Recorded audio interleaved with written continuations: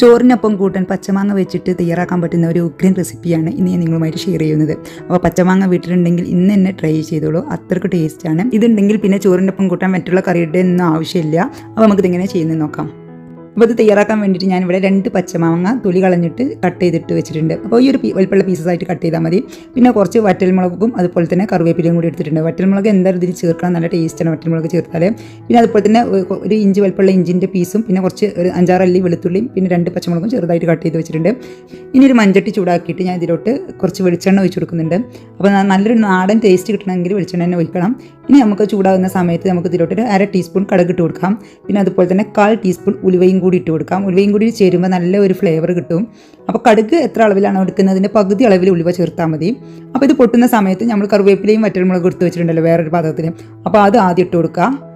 പിന്നെ അതിന് ശേഷം നമുക്ക് ഇഞ്ചി, വെളുത്തുള്ളി, പിന്നെ അതുപോലെ തന്നെ പച്ചമുളക് 2 പച്ചമുളകാണ് ചെറുതായിട്ട് കട്ട് ചെയ്തിട്ടുള്ളത്. അതുപോലെ തന്നെ ഒരു 6 അല്ലി വെളുത്തുള്ളിയും അതുപോലെ തന്നെ ചെറിയൊരു പീസ് ഇഞ്ചി ചെറുതായിട്ട് കട്ട് ചെയ്തിട്ട് ഇട്ട് കൊടുത്തിട്ടുണ്ട്. അപ്പോൾ ഇതൊക്കെ കട്ട് ചെയ്ത് തന്നെ ഇട്ട് കൊടുക്കണം, ചതച്ചിട്ട് ഇട്ട് കൊടുക്കരുത്.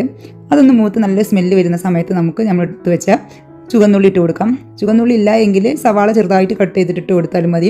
ചുവന്നുള്ളി ഉണ്ടെങ്കിൽ ചുവന്നുള്ളി തന്നെ ചേർക്കുക, ആ ഒരു ഫ്ലേവർ നല്ല ടേസ്റ്റാണ് ഇതിൽ. അപ്പോൾ അതും കൂടി ഇട്ടിട്ട് നന്നായിട്ടൊന്ന് വഴറ്റി കൊടുക്കുക.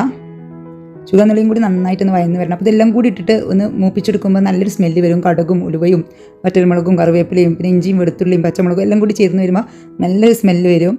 ആ സമയത്ത് നമുക്ക് ഇതിലോട്ട് നമ്മൾ കട്ട് ചെയ്ത് വെച്ച മാങ്ങ ചേർത്ത് കൊടുക്കാം. മാങ്ങ ചേർത്ത് കൊടുത്തതിന് ശേഷം നന്നായിട്ടൊന്ന് മിക്സ് ചെയ്യാം. മാങ്ങ ഈ എല്ലാ ഭാഗത്തും എത്തുന്ന രീതിയിൽ. പിന്നെ അതുപോലെ തന്നെ ലോ ഫ്ലെയിമിലാണ് വെച്ചിരുന്നത്. ഇപ്പോൾ നമുക്ക് ഫുൾ ഫ്ലെയിമിൽ വെച്ച് കൊടുക്കാം. മാങ്ങ ഇട്ട് കൊടുത്തതിന് ശേഷം നമുക്ക് ഇതിലോട്ട് കുറച്ച് കല്ലുപ്പ് ചേർത്ത് കൊടുക്കാം. ഈ കല്ലുപ്പ് നിങ്ങളുടെ കയ്യിലില്ല എങ്കിൽ പൊടിയുപ്പ് ചേർത്ത് കൊടുത്താലും മതി. പിന്നെ നമുക്ക് ഇതിലോട്ട് മസാലപ്പൊടികൾ ആഡ് ചെയ്യാം. മഞ്ഞൾപ്പൊടിയാണ് ഞാൻ ചേർത്ത് കൊടുക്കുന്നത്. ഒരു 3/4 ടീസ്പൂൺ മഞ്ഞൾപ്പൊടിയും അതുപോലെ തന്നെ ഒരു 1/2 ടീസ്പൂൺ മുളക് പൊടിയും ചേർത്ത് കൊടുത്തിട്ടുണ്ട്. ഇനി നമുക്ക് ഇതിലോട്ട് ചേർക്കേണ്ടത് സാമ്പാർ പൗഡറാണ്. 1 ടീസ്പൂൺ സാമ്പാർ പൗഡറാണ് ഞാൻ ചേർത്ത് കൊടുത്തിട്ടുള്ളത്. ഇനി സാമ്പാർ പൗഡർ നിങ്ങളുടെ കയ്യിലില്ല എങ്കിൽ ഒരു 1/2 ടീസ്പൂൺ മല്ലിപ്പൊടിയും പിന്നെ അതുപോലെ തന്നെ കുറച്ച് ഉലുവപ്പൊടിയും ഒരു 1/4 ടീസ്പൂൺ ഉലുവ പൊടിച്ചതും പിന്നെ ഒരു 1/4 ടീസ്പൂൺ കായപ്പൊടി ഉണ്ടല്ലോ അതും ചേർത്ത് കൊടുത്താൽ മതി. അപ്പോൾ സാമ്പാർ പൗഡർ ഉള്ളത് കൊണ്ട് ഞാൻ വേറെ ഒന്നും ചേർക്കുന്നില്ല, അത് മാത്രമേ ചേർക്കുന്നുള്ളൂ. അപ്പോൾ ഈ സാമ്പാർ പൗഡറും കൂടി ഇതിലിട്ടുമ്പോൾ നല്ലൊരു ടേസ്റ്റാണ് നമ്മുടെ ഈ ഒരു റെസിപ്പിക്ക്. ഇനി നമുക്ക് ഇതിലോട്ട് ലേശം വെള്ളം കൂടി വെച്ചിട്ട് നമ്മൾ മാങ്ങാ പീസസ് ഒന്ന് വേവാനായിട്ട് നമുക്ക് അടച്ചു വെക്കാം.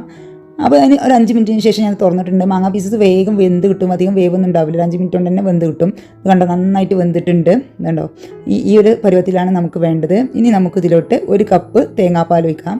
1 കപ്പ് തേങ്ങാപ്പാൽ ഞാൻ ഫുള്ളായിട്ട് ഒഴിച്ച് കൊടുത്തിട്ടുണ്ട്. നിങ്ങൾ ഇനി ഒഴിക്കുന്ന സമയത്ത് കുറേശ്ശെയായിട്ട് ഒഴിച്ച് കൊടുത്താൽ മതി. കാരണം ഓവർ ലൂസായി കഴിഞ്ഞാൽ അത് ടേസ്റ്റ് ഉണ്ടാവില്ല.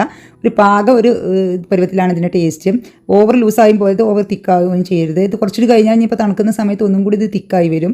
ഇനി നമുക്ക് ഉപ്പൊക്കെ നോക്കുക. ഈ ഒരു സമയത്ത് ഞാൻ അപ്പോൾ കുറച്ച് കല്ലുപ്പ് ചേർത്ത് കൊടുത്തതായിരുന്നു.